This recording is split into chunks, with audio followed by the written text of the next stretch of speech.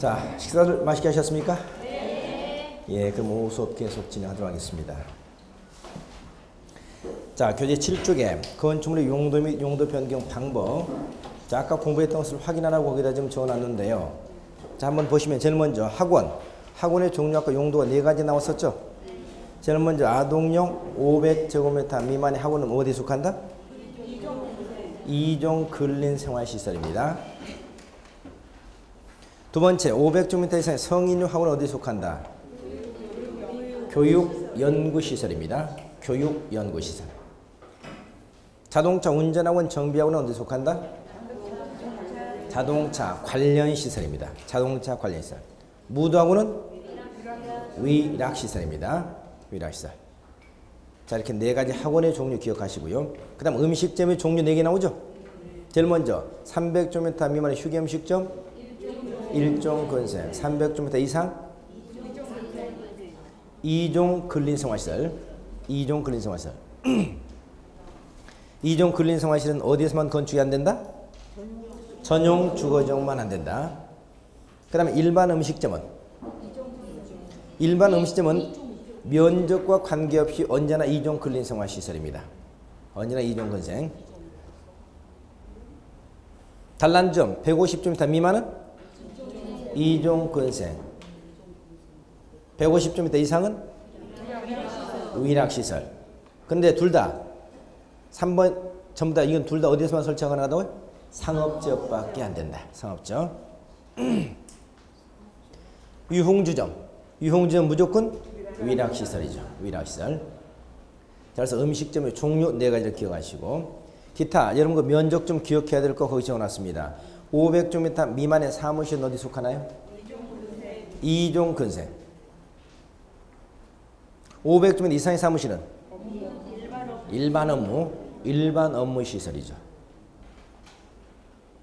300제곱미터 미만의 종교집회장? 2종 근생. 시끄럽다. 300제곱미터 이상의 종교집회장? 종교시설. 비슷한 게 하나 있었죠. 여기 나와 있지 않지만 300제곱미터 미만의 공연장. 300제곱미터 미만의 공연장. 역시 2종 근생. 300제곱미터 이상의 공연장. 무나미 집회시설. 무나미 집회시설. 그래서 300제곱미터 미만일 때는 똑같아요. 종교집회장이나 공연장은 2종 근생인데 300제곱미터 이상이 되면 종교집회장은 종교시설이 되고 공연장은 뭐가 된다? 무나미 집회시설이 되는 점 기억하시고요. 500제곱미터 미만의 당구장 2종 근생. 500제곱미터 미만의 탁구장은 1종 근생. 그럼 500제곱미터 이상이면 탁구장이나 당구장은 전부 다 뭐다? 운동시설이 됩니다. 운동시설. 1000제곱미터 미만의 슈퍼마켓 1종 근생. 1000제곱미터 이상의 슈퍼마켓 판매시설이 됩니다. 1000제곱미터 미만의 동사무소, 파출소, 소방서, 우체국 1종 근생. 1000제곱미터 이상일 때는 공공업무, 일반 업무, 공공업무 시설.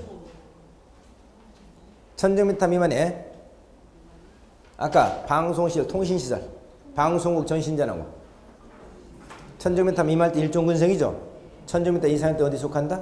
방송, 통신시설이 됩니다. 방송, 통신시설. 자, 이렇게 해서 수치점 꼭 좀 기억해야 될 거 그거 좀 정리하시고요. 마지막으로 4번 용도 변경 방법 나오죠? 용도 변경 방법 아까 공부했네요. 우선 이 용도 변경 방법 이 문제는 우리 시험에서도 매년 한 번씩 꼭 출제되죠. 다음 중 용도 변경지에서 허가사항인 것은 신고사항인 것은 이렇게 물어보잖아요. 나오면 제일 먼저 옆에다가 쓰세요. 시험 옆에다가 어떻게 첫 글자만 쓰시라고요. 자동차 관련 시설군, 산업 등 시설군, 전기통신시설군, 문화집회시설군, 영업시설군, 교육 및 복지시설군, 근린생활시설군, 주거업무시설군, 그 밖 시설군 이렇게 적으라고요. 너무 그쪽으로 갔나요? 자, 이렇게 적어놓고 이걸 보면서 문제를 풀어요. 안 그러면 거의 99% 꼭 헷갈려 버립니다. 자, 어떻게? 허가사항일 때는 이렇게 표시하고요. 신고사항일 때 옆에다 이렇게 표시하고 같은 시설 이렇게 표시하세요. 네. 이렇게 하면 딱 더 표시가 되죠. 자, 항상 푸는 방법은 어떤 게 나오면 제일 먼저 뭐가 나오냐. 제일 먼저 여러분 용도를 따져야 돼. 용도. 두 번째 뭐를? 시설군. 그리고 세 번째 위험성이 이제 올라가느냐 내려가느냐 이 순서로 따지려고요.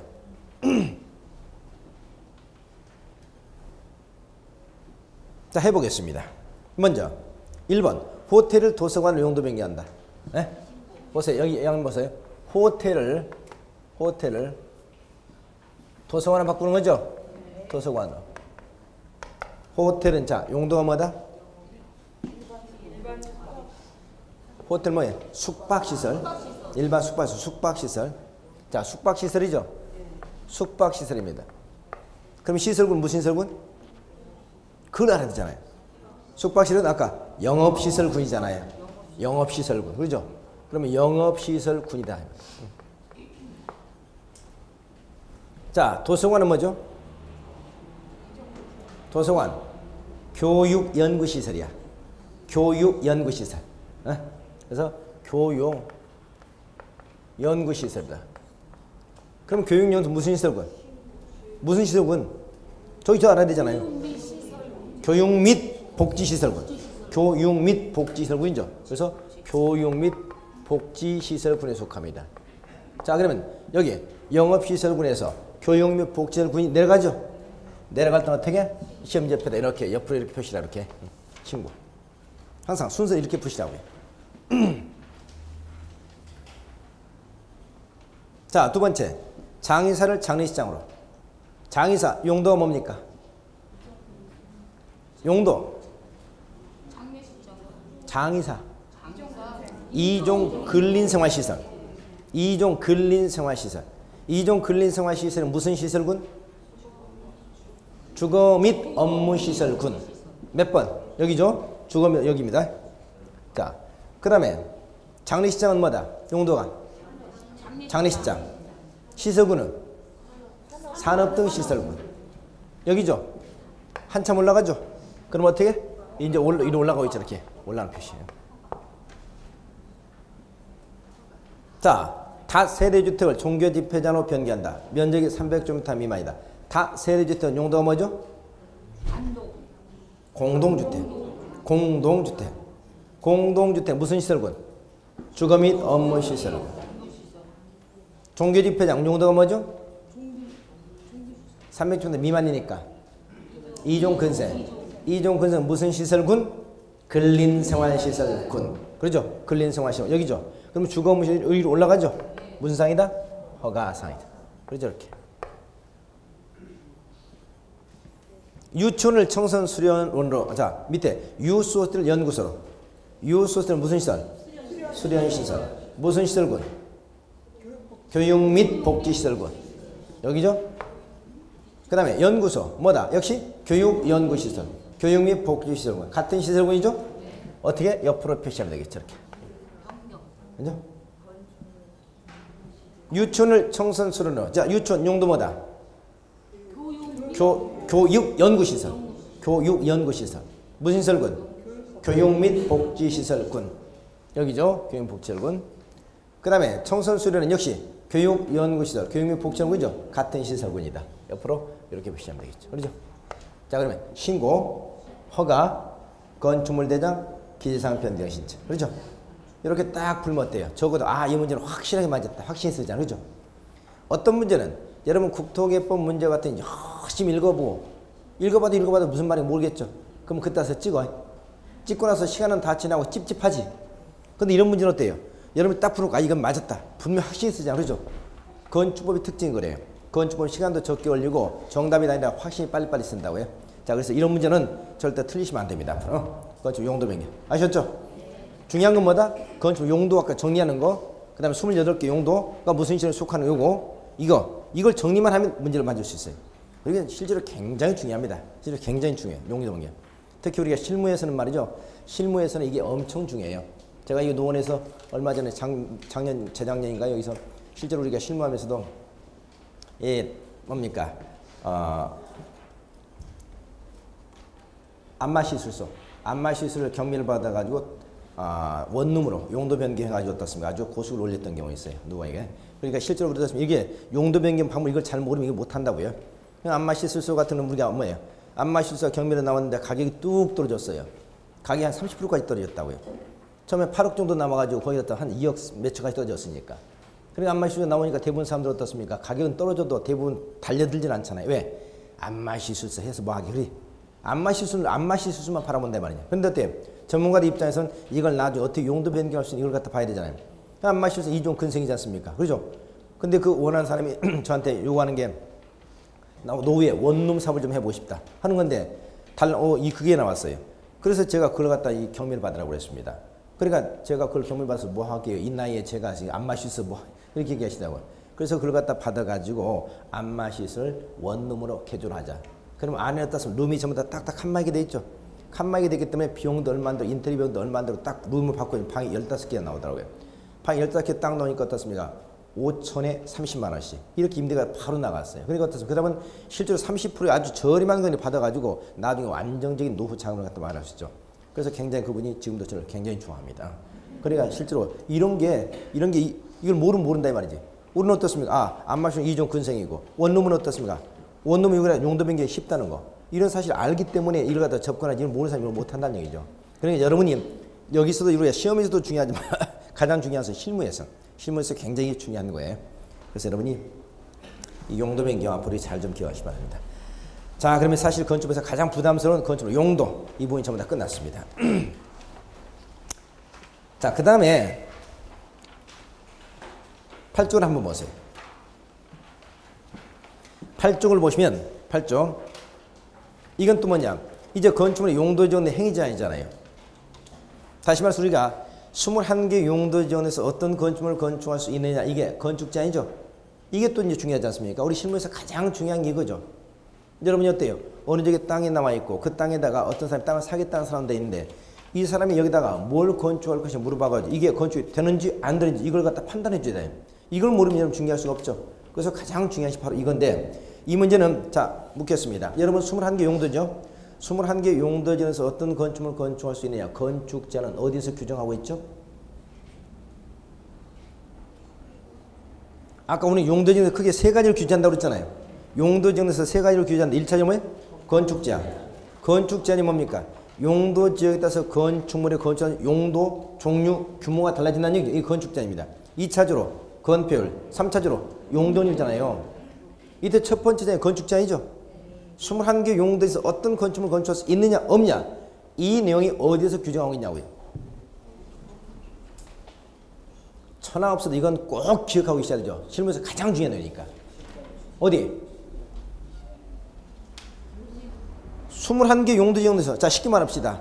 자 경기도 양평 그저 계획관리적이야. 근데 어떤 사람이 땅을 좀 팔아달라고 했고 어떤 사람이 땅 사겠다는 사람도 있어. 그럼 여러분이 땅 사겠다는 사람이 땅 사서 뭐 할 건데 물어봐야 되겠죠. 물어보니까 그 사람이 여기다 나 전원주택 건축하려고 얘기했습니다. 그럼 이 계획관리적이 전원주택이 되는 거 아닌 걸 알아야 될 거 아닙니까? 이걸 모르고 중개하면 계약서 하나 쓰기도 어렵지만 계약서 써놓고 여러분 계약 해지당하고 여러분 손해배상 하셔야 돼요. 그 이걸 모르면 땅을 못 팔잖아요. 그러면 계획관리적에서 전원주택이 되는가 안 되는가 이걸 알아야 될 거 아닙니까? 그렇죠? 여러분 지금 알 수 있어 없어요? 모르죠? 지금 모르잖아요. 몰라도 상관없어. 문제는 어디다 그걸 규정해 놓고 있냐 이걸만 알면 그때그때 찾아보면 되는 거잖아요. 그렇죠? 이걸 아셔야 되는데 이걸 어디를 찾아봐야 되는가 이걸 모르면 안 돼요. 그래서 우리 공법에서 가장 키포인트는 이겁니다. 용도지역, 용도지구, 용도구에서 어떤 얘기를 할 수 있느냐 없느냐 이 내용도 중요하지만 어떤 것을 할 수 있느냐 없느냐 하는 내용을 어디에다 정해놓고 있느냐 이걸 물어봅니다. 집중적으로. 이게 여러분 교재 한번 넘겨보세요.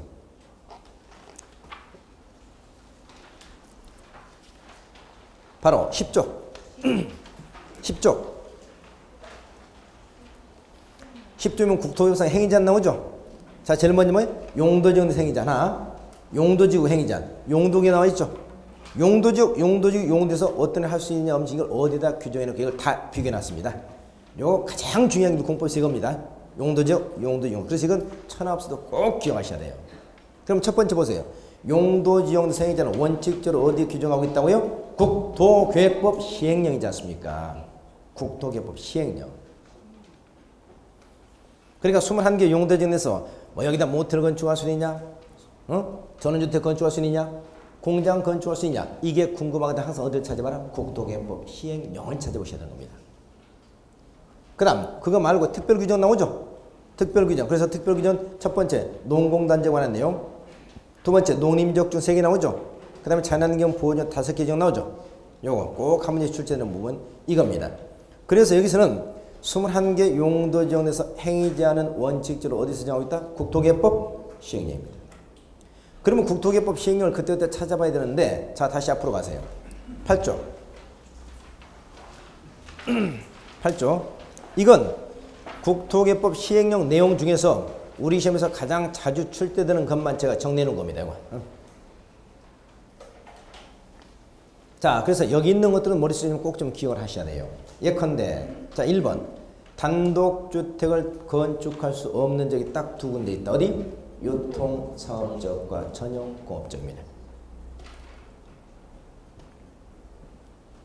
자, 여러분 유통상업적의 특징이 뭐죠? 유통상업적은 동대문 시장, 남대문 시장 같은 지역입니다. 가장 시끄럽고 복잡한 지역이죠. 시끄럽고 복잡한 지역이기 때문에 주택 건축할 수 없습니다. 그 다음에 전용공업적 어디입니까? 환경 오염물질이 배출되는 공업적이죠. 이 공업적에서 어떻습니까? 단독주택 건축할 수 없습니다. 그래서 만약 문제에서 단독주택을 건축하고자 하는 지역에 절대로 중개선은 안 되는 지역은 딱 두 개. 어디?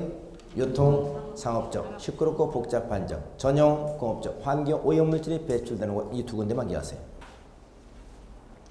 연립과 다스는 놔두고 아파트 보겠습니다. 아파트. 자, 특히 여러분 중개 대상물 중에서 가장 많이 나오는 게 아파트죠. 그래서 아파트를 건축할 수 있는지 없는지 이건 꼭 기억하셔야 되겠죠. 자, 아파트는 첫째 어디? 일종, 전용. 그 다음에 일종, 일반. 자, 거기 일종 전용 주거지, 일종 일반 주거지 아파트 건설 안 됩니다. 왠 줄 아시죠? 보세요. 여러분 일종 전용 주거지 어디야? 일종 전용 주거는 단독주택 중심의 양호한 주거 환경 보호죠. 그래서 단독주택 중심일 때 아파트 안 됩니다. 일종 일반. 일종 일반 주거지 뭐죠? 일종 일반 주거지 뭐야? 저층 주택 중심의 편리한 주거 환경 조성. 저층 주택 중심의 편리한 주거 환경 조성. 이때 저층은 4층이잖아요. 그렇기 때문에 일종 전용 조조, 일종 일반적 아파트 건설이 안 되는 겁니다. 그 다음에 또 어디? 모든 주택 아까 안 되는지 어디? 유통 상업적. 그 다음 어디? 전용 공업적. 그 다음 어디까지? 일반 공업적까지 아파트 안 됩니다. 여러분 공업지역 가운데서 아파트 건축이 가능한 유일한 지역은 준공업지역입니다. 준공업지역은 아파트 건설 가능. 그러나 전용공업지역, 일반적 아파트 전만 안 됩니다. 그 다음에 모든 녹지지역과 모든 관리지역 아파트 건설 안 됩니다. 여기 보세요. 모든 녹지지역과 관리지역 아파트 건설 안 된다고요? 왜 안 되는 줄 아세요? 녹지지역에 아파트 건설할 수 없죠? 네? 네? 네? 네? 뭐가 네요? 왜 녹지지역에 아파트 건설할 수 없냐고요? 훼손되니까. 훼손되니까? 네, 자연 훼손되니까. 관리지역에 아파트 건설할 수 없죠? 왜 안 돼요? 녹지지역과 관리지역 아파트 건설 안 된다고요? 왜 안 돼요? 네? 왜 안 돼요? 아, 용도지역 가운데 우리가 녹지지역 3개 있잖아요. 관리지역 3개 있잖아요. 이 지역 공통점이 뭐예요? 모든 녹지지역, 모든 관리지역 건물의 층수가 4층 이하로밖에 건축 못해요. 예? 녹지지역은 언제나 4층이라니까요. 관리지역 4층이 아니야. 항상. 그러니까 녹지지역과 관리지역 4층에 있다 아파트 건설 안 되는 거예요. 기본적인 거 아니에요. 그 다음에 어디? 농림지역, 자연환경 보전지역 안 되죠? 왜? 개발이 안 되는 지역이냐? 농림 자연환경 보전. 그러니까 아파트 건설할 수 있는. 보세요. 일종 아파트 안 되네. 유통상업적, 전용 일반공업적까지 아파트 안 되네. 그 다음에 모든 녹지역 관리는 4층이니까 안 되네. 농림지역과 자연환경 보전 아파트 건설 안 되잖아요. 그렇죠? 특히 출제 많이 되는 겁니다. 다음 중 아파트를 건설하려고 하는 사람에게 절대로 중개해서는 안 되는 점. 그러면 여러분은 이제 공법을 공부했다면 기본적으로 지나가시다가 어디 아파트를 보면 아, 이 지역 용도지역 무슨 지역이다. 어느 정도 추측 가능해야 돼. 예? 같이 가는 친구한테 야, 이 지역이 아파트 건설의 용도지역 무슨 지역일까? 설명 좀 해줄 수 있어야 된다고요. 보세요. 그럼 봅시다. 거꾸로 봅시다. 아파트 건설이 가능한 안 되는 자, 농림적 자연환경 보전 아파트 건설 안 되죠? 네. 관리지역도 안 되죠? 네. 관리, 농림, 자연환경 보전 세 개를 묶어서 무슨 지역이라고 그래? 비도시. 그렇죠. 비도시죠. 그럼 비도시는 아파트 건설이 안 되네. 그렇죠?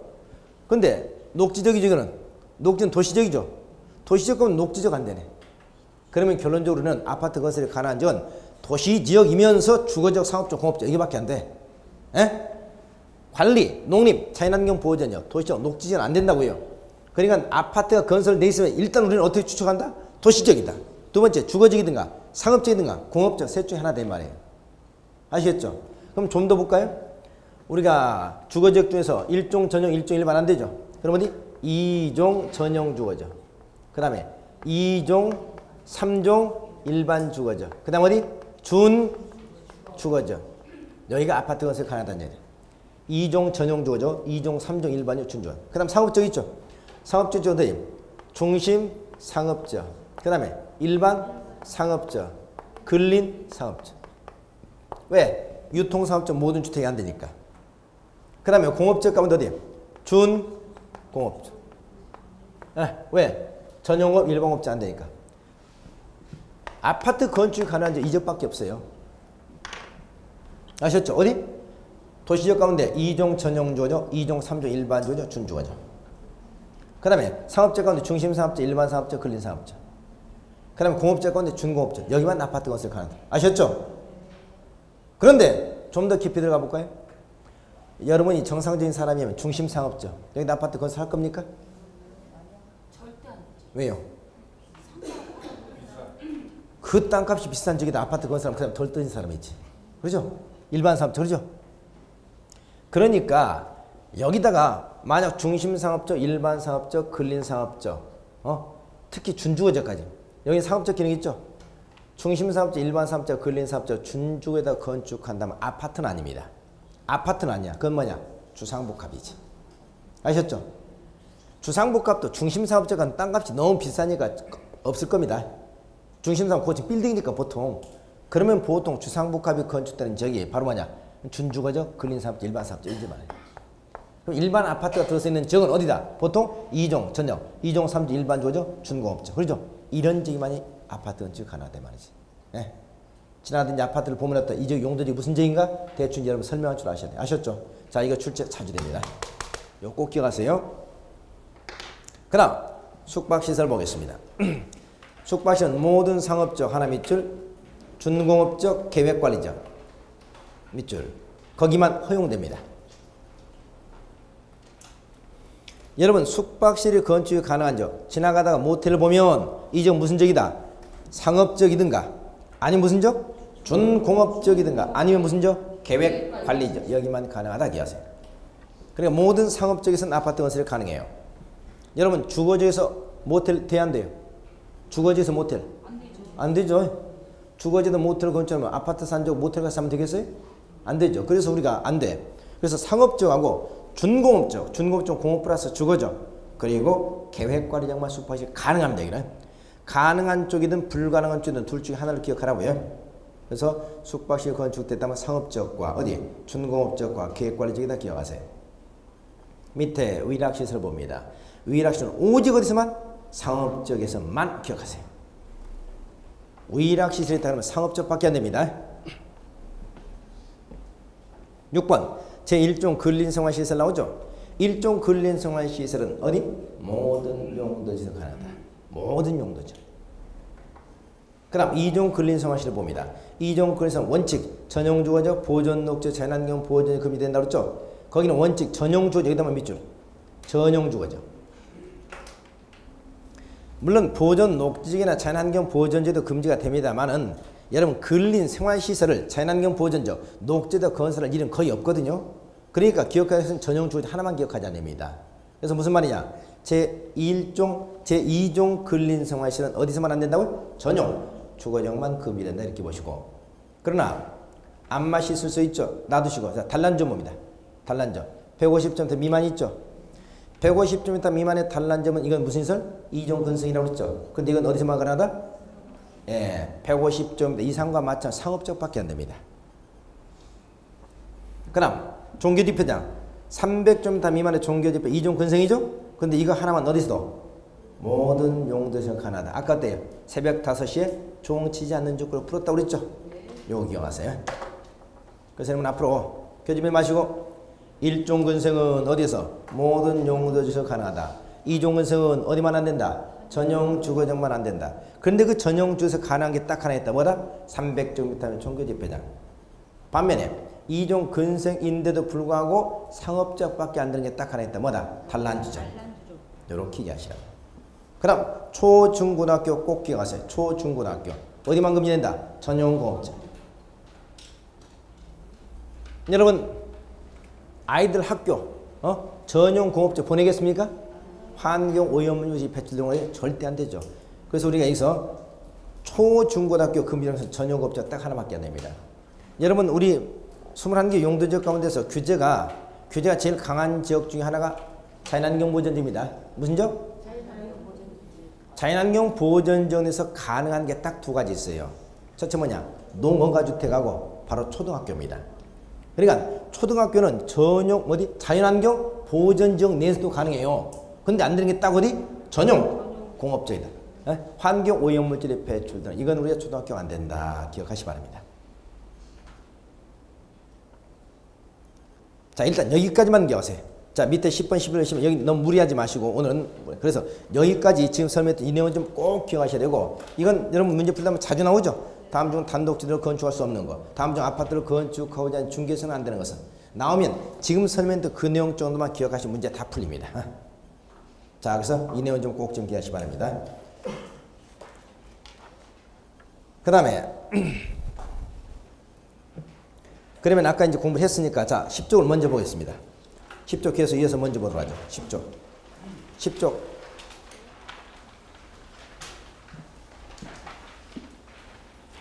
국토개발상 행위제한. 여러분 우리 공법은 무슨 법이야? 규제법이죠? 공법은 규제법이잖아요. 뭘 하지 말라는 거죠.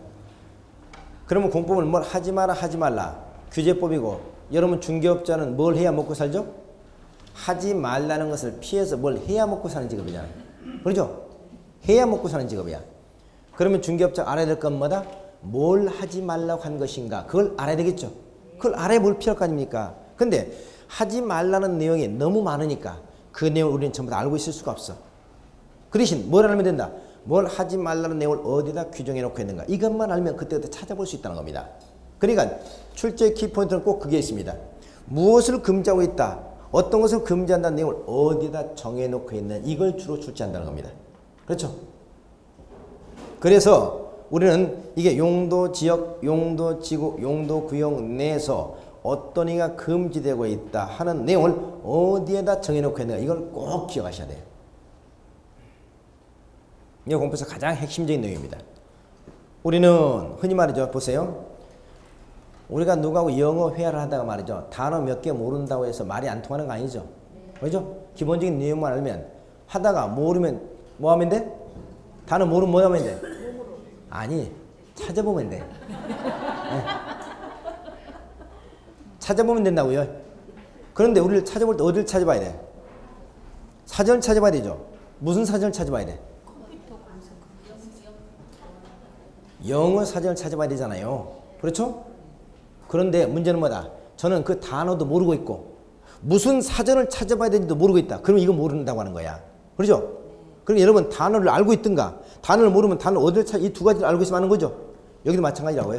21개 용도지역에서 용도지역 어떤 애가 금지하냐면 그 내용을 정확하게 알고 있었는데 워낙 많기 때문에 그 내용을 하나씩 다 기억할 수 없다고요. 그때마다 무슨 사전을 찾아봐야 돼? 이걸 물어본다입니다. 무슨 사전? 영어 사전을 찾았는데 한자 사전? 그러면 안 되죠. 마찬가지입니다. 그래서 용도지역, 용도구 행위 제한 이 내용은 어디에서 규정해 놓고 있을까? 이건 꼭 기억. 이게 바로 사전입니다. 자, 그럼 먼저 용도지역 봅습니다. 용도지역 내에서 아까 21개 용도에서 어떤 건축물을 건축할 수 있느냐 없냐 하는 것은 원칙 어디를 찾아봐라? 국토, 계획법, 시행령이잖아요. 국토계획법, 시행령. 그리고 아까 앞에서 나왔던 것은 국토계획법 시행령에 남아있는 것을 제가 몇 개를 간추려 놓은 거고요. 두 번째, 특별규정 나오죠? 자, 이거 출제 아주 자주 되고 있죠? 특별규정. 이건 국토계획법 시행령이 아니고 따로 다른 데 규정하고 있는 거죠? 그러니까 여러분 용도지역 내에서 행위제한 문제가 꼭 하나가 출제되는데 출제가 되면 아까 앞에 있는 제가 설명했던 그 내용이 나오든가 아니면 특별규정 이 내용이 나오든가 거의 매년 나옵니다. 그러면 특별규정은 어때요? 국토계획법 시행령이 아니고 다른 곳에다 따로 특별규정을 두고 있는 거죠? 자, 첫 번째 세 가지입니다. 농공단지. 농공단지에서 행위자는 어디 산다? 산업, 입지 및 개발에 관한 법률. 산업, 입지 및 개발에 관한 법률. 간단하게 산개법이라고 합니다. 자, 이거 하나. 그 다음 두 번째. 농림지역 중 나오죠? 농림지역 중 세계적이 나옵니다. 첫째, 농업진흥적 무슨 법? 농지법. 보존산지는 무슨 법? 산지관리법. 초지는 무슨 법? 초지법을 정의한다. 이게 뭔 말인가 이해가요? 보세요.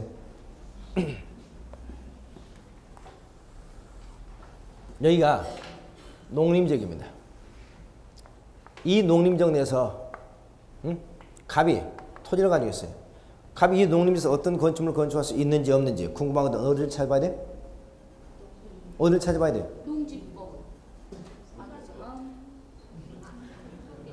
21개 용도지역이잖아요. 용도지역에서 어떤 건축물을 건축할 수 있느냐 없느냐 어디 규정하고 있다고요? 예?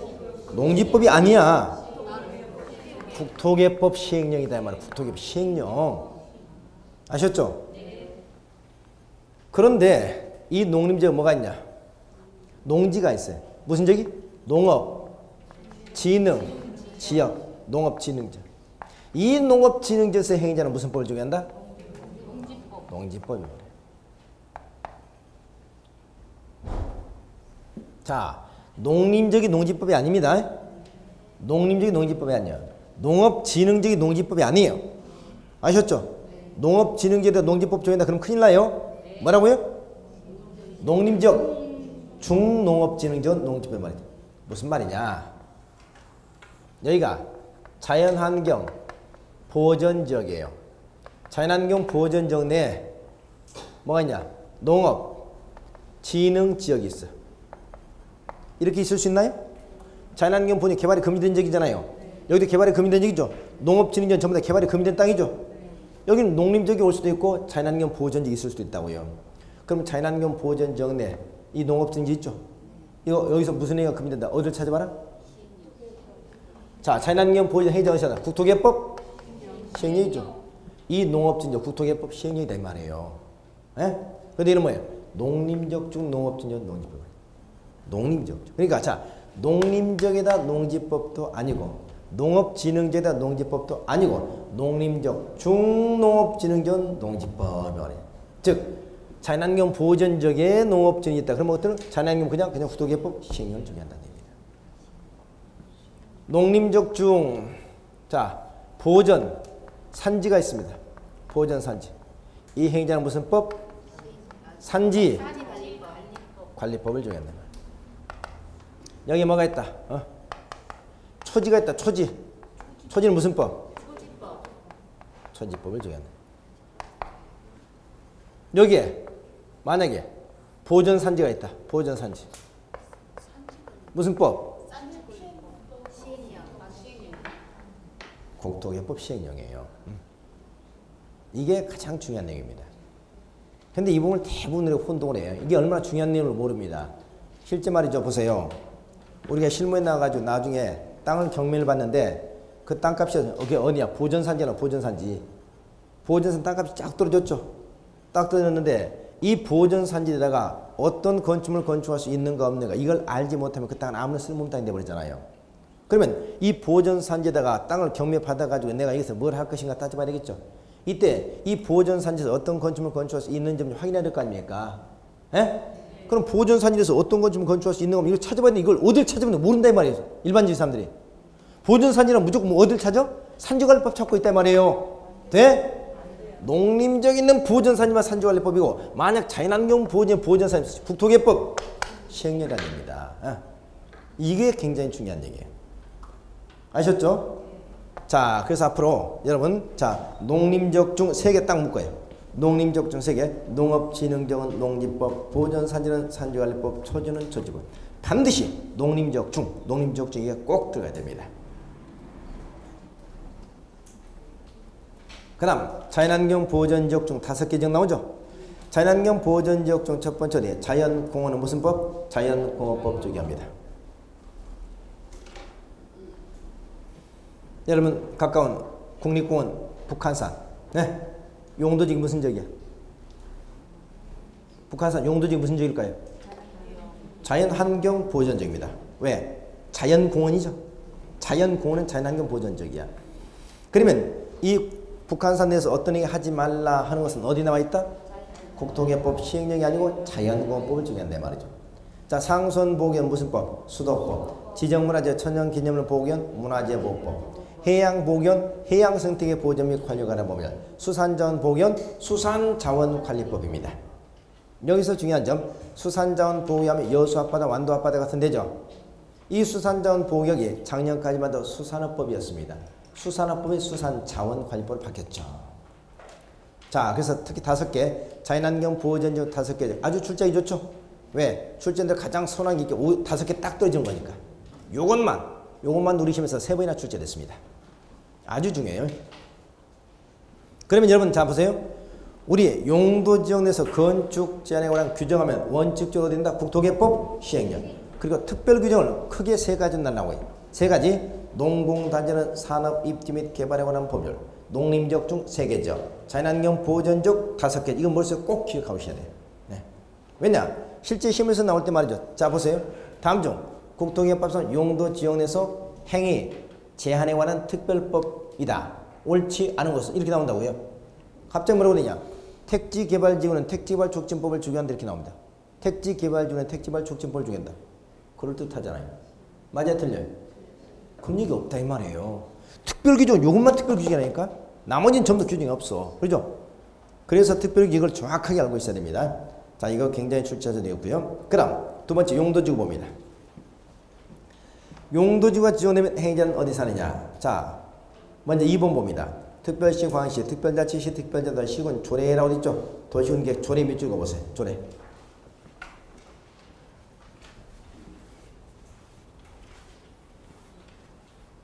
이런 말이죠. 용도지구는 가장 큰 특징이 뭐냐? 우선 2가지 기억합니다. 용도지구는 첫 번째 국지적이라는 거. 뭐라고요? 국지적이다.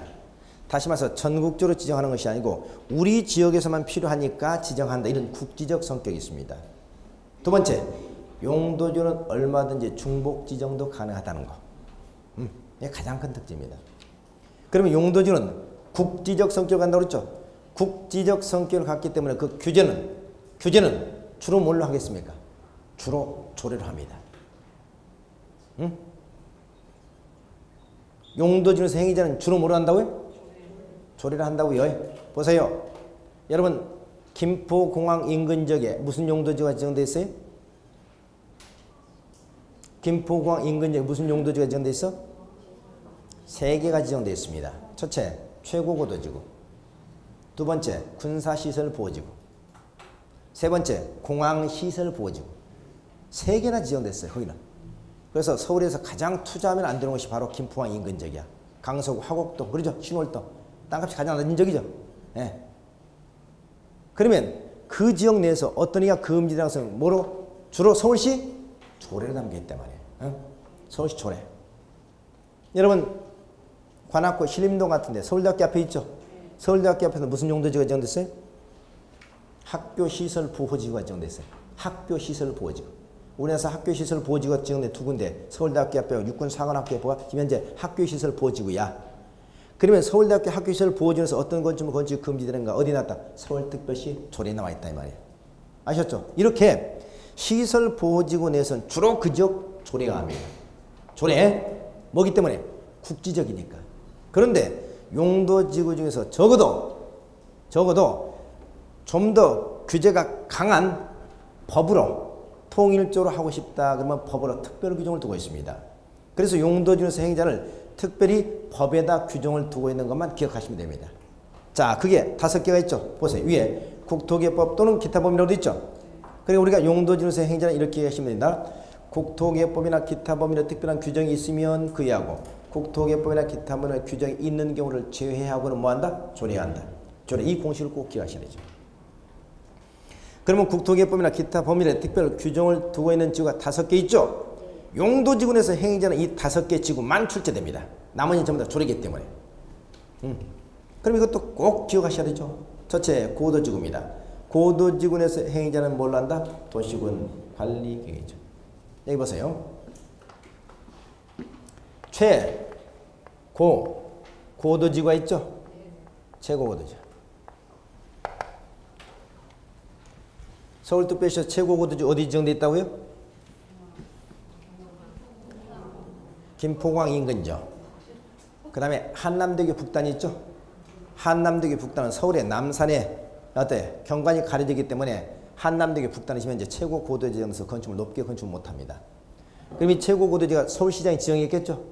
그럼 여기서 얼마나 높게 건축할 수 있냐? 얼마까지 건축할 수 있냐? 문제는 그 높이잖아요. 높이를 어디서 정한다? 뭘로 정한다?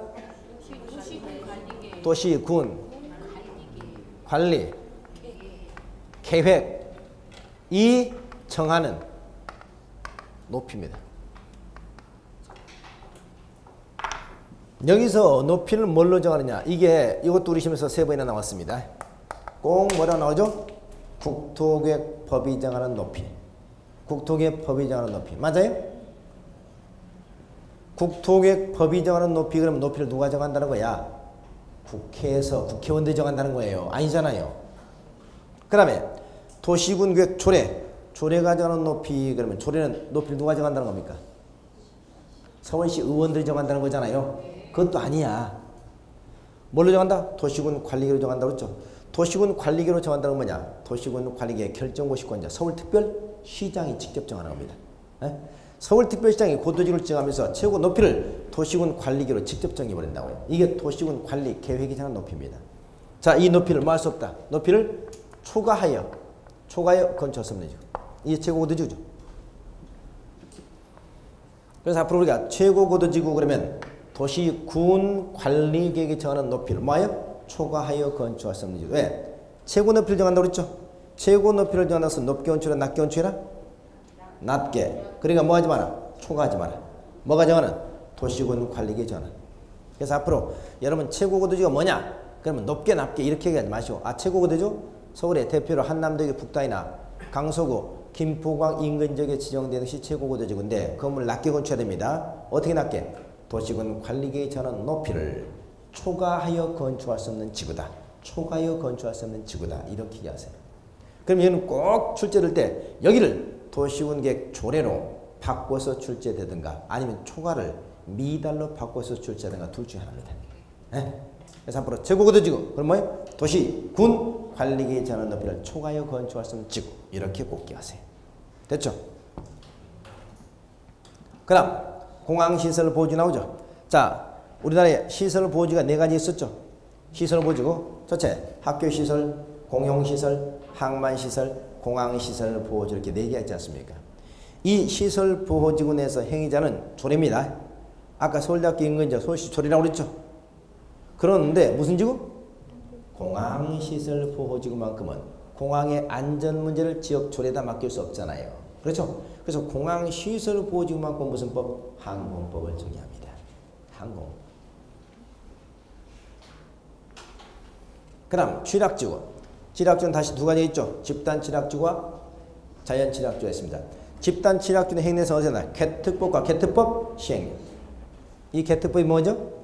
개발제한구역 지정 및 관리에 관한 특별조치법이죠. 개발제한구역 지정 및 관리에 관한 특별조치법과 시행령이하고 자연취락지구에서 행위자는 어떻게 한다? 국토계획법 시행령입니다. 여러분 집단취락지구는 어디서 지정하는 거죠? 집단취락지구는 취락을 정비하기 위해서 지정되는 거잖아요. 어디에 지정되는 게 집단취락지구야? 개발제한구역 내. 개발제한구역 내 취락을 정비하기 위해서 지정된 것이 집단취락지구이고 자연취락지구는 어디입니까? 자연취락지구는 도시지역 가운데 녹지죠. 그리고 관리, 농림, 자연환경 보호전전의 취락을 정비하기 위해서 지정하잖아요. 어디라고요? 도시지역 가운데 녹지죠. 그리고 관리, 농림, 자연환경 보호전전의 취락을 정비하기 위해서 게 자연취락지구입니다. 그래서 이 자연취락지구에 대해서 행위자 우리 국토계획법 시행령에 나와 있습니다. 집단취락지구에 대해서 행위자 우리 개특법과 개특법이 시행령을 찾아봐야 된다. 그 다음 개발진흥주죠. 자, 개발진흥주 행위자는 뭐 한다? 지구단위계획 또는 뭐 한다? 개발계획해야 돼. 지구 단위나 개발계획 수립되기 전까지는 도시군 계획 조례가 합니다. 무슨 말이냐? 이게 또 어려운 얘기인데요. 보세요. 여기 하려면 농림지역입니다. 농림지역. 농림지에서 갑이 토지를 가지고 있어요. 농림지역은 개발할 수 있어 없어요? 농림지역 개발? 안 되죠. 개발이 안 됩니다. 그럼 이 지역을 개발하고 싶으면 여기를 뭘 해주면 돼? 네? 개발, 진흥, 지구를 지정해주면 개발이 가능해지잖아요. 개발 진흥. 그럼 여기는 개발이 가능해집니다. 그러면 개발 진흥지가 지정되면 여기서 뭘 수립한다? 개발 계획을 수립하게 돼요. 그러면 갑은 이 안에서 어떤 건축물을 건축할 수 있는 바로 이 개발계획을 합니다. 그런데 이 개발 진흥지구 내에 추가적으로 뭘 지정할 수 있죠? 우린 지구 단위 계획구역을 지정할 수 있죠. 지구 단위. 그러면 지구 단위 계획구역이 지정돼 버리면 여기서 뭘 수립하죠? 지구 단위 계획을 수립하게 됩니다. 우리는 어느 지역에 지구 단위가 수립되면 지구 단위가 항상 1등이죠. 1등. 자, 이렇게 개발 진흥 중에다 지구 단위 계획이 지정됐으면 행위자는 뭐하고? 지구 단위 계획이 하고. 지구 단위 계획이 지정되지 않았으면 뭐하고? 개발 계획이 하고. 개발 계획도 없으면 뭐 한다? 초래가 한다. 이런 얘기입니다. 자, 그러니까 우리는 여기서 꼭 우리가 개발진흥지구 내에서 행위자는 뭐에 말이냐 그러면 꼭 우리가 개발계획 한다. 개발계획 이렇게 나오거든요. 그럼 무조건 틀려요. 개발진흥지구 위에 추가적으로 지구단위 계획구역이 지정됐으면 지구단위 계획이 최우선이고 지구단위 계획이 지정되지 않았으면 개발계획, 개발계획도 없으면 조례입니다. 아셨죠? 그래서 항상 우리가 개발진흥지구 내에서 행위자는 지구단위 계획 또는 개발계획이어야 돼. 지구단위 계획 또는 개발계획이어야 돼. 지구단위 계획이나 개발계획 수립되기 전까지는 조례해야 한다. 이렇게 나와야 돼. 근데 문제는 꼭 나올 때 뭐냐? 개발진흥지구 내에서 행위자는 개발계획이어야 한다. 무조건 땡이라는 얘기입니다. 네? 그 다음 방화지구. 방화지구 내에서 행위자는 뭐 한다? 건축법이 한다. 방화지구 내에서 행위자는 뭐 한다? 건축법이 한다. 기억나시나요? 네. 뭐가요? 뭐가 기억나죠?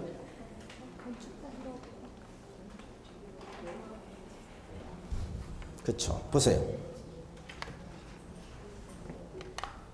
분석을 한번 해보겠습니다. 방화지구. 방화지구를 누가 지정합니까? 방화지구 누가 정해? 도시군 관리계획 결정 50권자, 국장, 시도지사, 대도시장. 국장, 시도지사, 대도시장이 지정합니다. 무슨 법으로 지정하나요? 무슨 법으로? 무슨 법에서? 국토계획법에서 지정돼요. 무슨 절차로? 지금 말씀하신 도시군 관리계획으로. 방화지구는 왜 지정합니까? 화재 위험성을 예방하기 위해서. 주로 방화지구는 어디에 많이 지정되죠? 방화지구 많이 지정돼서 주로 어디야? 건물이 가장 높게 올라가는 중심상업죠. 화재 발생 대형 참사잖아요. 또 어디? 화재 위험성이 특히 높은 유통상업죠. 동대문시장, 남대문시장. 그래서 중심상업자나 유통상업자 많이 지정합니다. 자, 다시 한번요. 방화지구는 누가? 국토교통부 장관, 시도지사, 대도시시장이. 무슨 절차로? 국토계획법상 도시군 관리계획으로. 뭐 하려고? 화재 위험성을 예방하기 위해서. 주로 어디에? 중심상업자나 유통상업자에 지정이 됩니다. 그러면 이렇게 지정하게 되면 여기서 행위 제한은 무슨 법에서 한다고요? 무슨 법에서? 이 말이에요. 지정은 무슨 법에서 있고 국토계획법에서 했는데 이 방화지구가 지정된 행위제한은 무슨 법에 한다? 건축법에 한다고요. 그러면 건축법의 내용이 떠오르냐 이 말이에요. 제가 그걸 물어본 거야. 예, 건축법에 가면 우리가 건축물을 방화지구에서 건축물을 어떻게 건축해야 되는가 이거 어떻게 돼 있죠? 이렇게 돼 있잖아요. 두 가지가 나옵니다. 건축법에 가면 건축물이 방화지구에 걸쳐 있으면 건축물의 주요 구조부와 외벽은 불에 타지 않는 내막 구조로 건축해라. 예? 방화지구 내에 건축물이 뭐는 주요 구조부와 무슨 벽? 외 벽은 불에 타지 않는 내화 구조로 건축해라. 이렇게 규정됐다. 하나. 또 하나. 그리고 건물이 조금이라도 방화지구에 걸쳐 있으면 건축물 전부에다 방화지구를 적용해라. 단 경계벽이 방화벽으로 구획되어 있으면 그러하지 아니하다. 이거잖아요. 다시 한번. 방화지구가 정되면 건축물을 어떻게 건축하라고요? 건축물의 주요 구조부와 외벽은 불에 타지 않는 무슨 구조? 내화 구조 건축이다. 내화 구조. 그리고 건물이 조금이라도 방화지구에 걸쳐 있으면 어떻게? 건물이 조금이라도 방화지구에 걸쳐 있으면 건축물 어떻게 건축해라?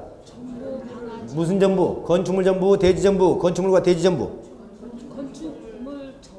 건축물 전부. 왜? 대지는 불이 안 타니까. 건축물 전부에다 방화지구를 적용해라. 단 경계벽이 방화벽으로 차단이 됐으면 그때는 각각 적용해라. 이거잖아요. 이게 건축법에 나와 있는 겁니다. 됐죠? 네. 자, 그래서 우리가 용도지구 내에서 행위자라면 이 5개 고도지구, 공항시설보지구, 취락지구, 개발진흥지구, 방화지구 이것만 특별히 규정을 두고 있고 나머지는 전부 다 뭐한다? 조례에 있다. 이걸 좀 꼭 기억하셔야 됩니다. 자, 이거 그 다음에 용도구역가입니다. 여러분 항상 보세요. 지역은 1차죠. 지구는 2차죠. 구역은 3차입니다. 다시 한번 지역을 1차죠 지정하고 이 용도 지역의 규제를 강화 또는 완화시키기 위해서 지정되는 것이 용도지구입니다. 다시 말해서 용도 지역의 규제를 만다 보충한다. 보충한다는 의미는 뭐다? 강화 또는 완화입니다. 그 다음 용도 지역과 용도 지구, 지역과 지구의 규제를 보충하기 위해서 3차적 지정식 용도 구역입니다.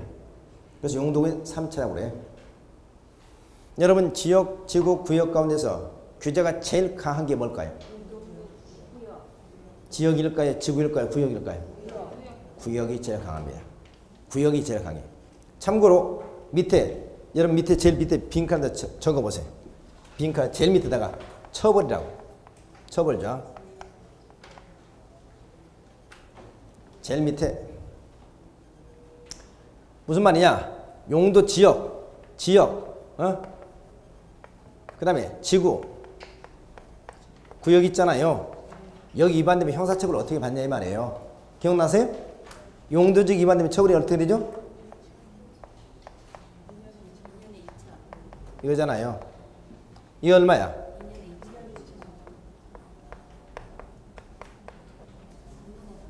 이건 뭐예요?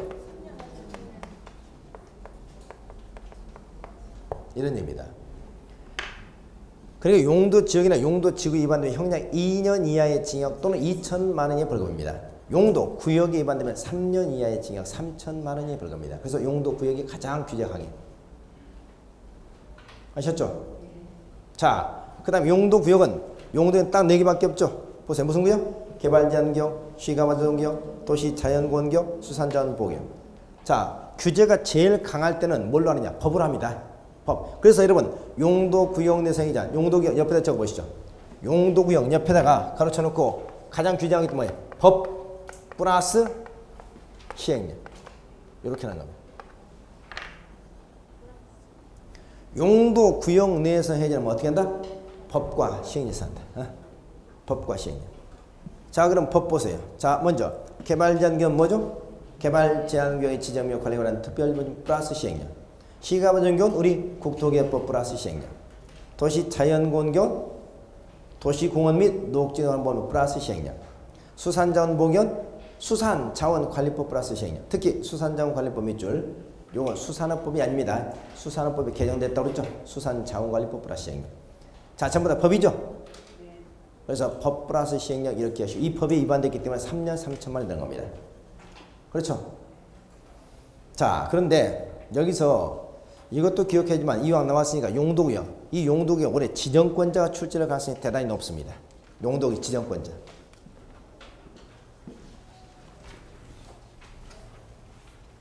용도구역이 4개 있다고 그랬죠? 용도구역의 지정권자는 주로 장관급이거든요. 네? 자, 보세요.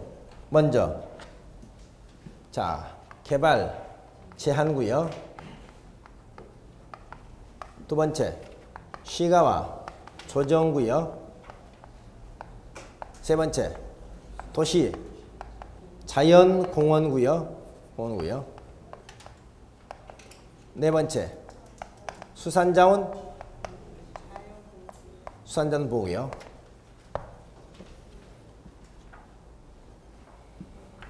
자, 여러분 개발자는 누가 정하죠?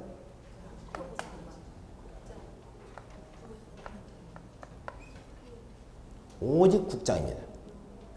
개발자는 오직 국토교통부 장관밖에 지원을 못해요. 여기 수산자원부 이거 누가 정하죠? 해양수산부 장관. 오직 해양사무 장관입니다. 두 개는 여기 시가와 조정경 누가 정하죠? 시도지사 대도시장. 시도대. 장관국장. 시가와 조정경 원칙적으로 누가 정합니까? 누구요? 시도지사 대도시장. 확실히 대답하세요. 시가와 조정경 누가 정합니까? 원칙적으로. 시도지사 대도시. 시도지사 하고 그만하세요. 대도시장은 아니야. 시도지사, 시도지사. 네. 자, 여러분 작년까지만 해도 시가와 조정구역도 개발자연구역과 똑같이 국토교통부 장관이 지정했어요. 작년까지만 해도. 근데 올해 이걸 개정했죠. 네. 국토교통부 장관에서 누구로? 시도지사 바꿔줘. 대도시장은 안 됩니다. 네. 그래서 원칙적으로 누구다? 시도지사예요. 시도지사. 예외도 누구? 어떤 경우죠?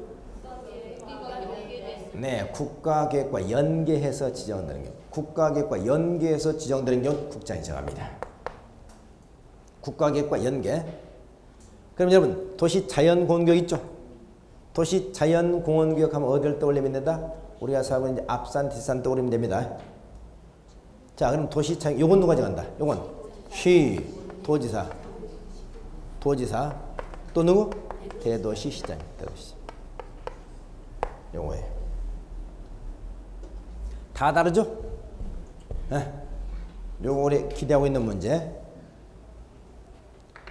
개발자견 국장, 수산자원보견 해장, 시가원정견 원칙은 시류회사 예외적으로 국장, 도시장견 시류회사 대도시장. 요걸 좀 꼭 기억하세요. 요거.